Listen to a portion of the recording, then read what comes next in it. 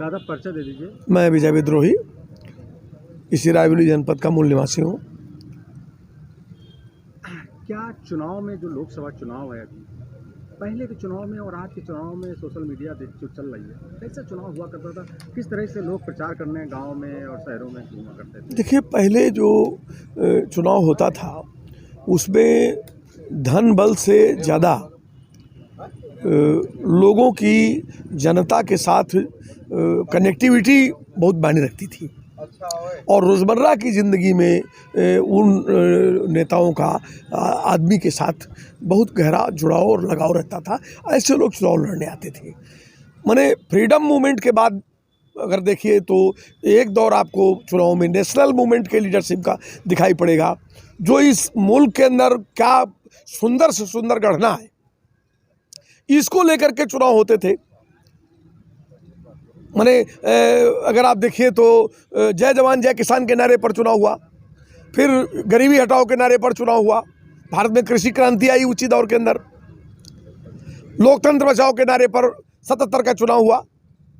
तो वो कद काठी, फिर गिरावट का जो दौर आया, पराभव जब हुआ, झूठ और फरेब भारतीय राजनीति में इस कदर बढ़ने लगा कि उसको हम लोगों ने 89 के चुनाव में फरेब को भी हम लोगों ने देखा कि बीपी सिंह कैसे एक फरेब लेकर के आ गए, एक झूठ लेकर के आ गए और उसमें उस झूठ के सहारे इस देश के अंदर चुनाव हुआ और कांग्रेस को, राजीव गांधी को वो चुनाव में हार झेलनी पड़ी। हमने ये भी देखा कि किस तरह से एक आदमी मामूली सा एक बल्कि झूठा आरोप लग गया उसके ऊपर तो सहम गया, डर गया कि अरे बाप रे बाप, मेरे ऊपर आरोप लग गया।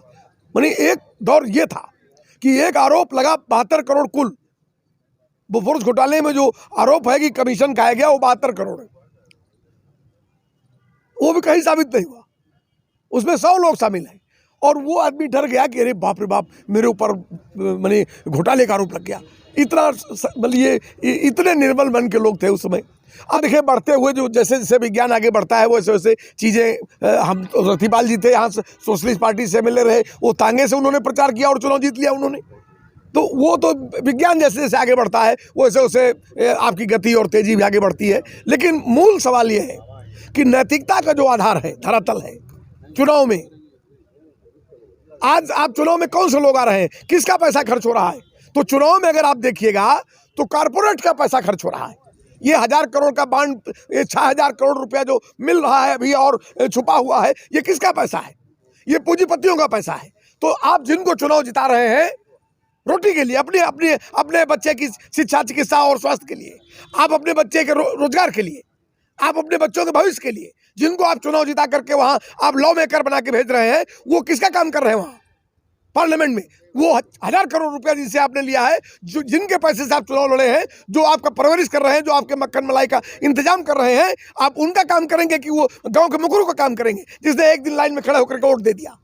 भारत की जनता को इस विमर्श को समझना होगा और ये विमर्श अगर जनता नहीं समझ पाएगी तो आप समझ लीजिए कि इस मुल्क के अंदर कारपोरेट का राज ये धीरे धीरे इसी तरीके से आ गया।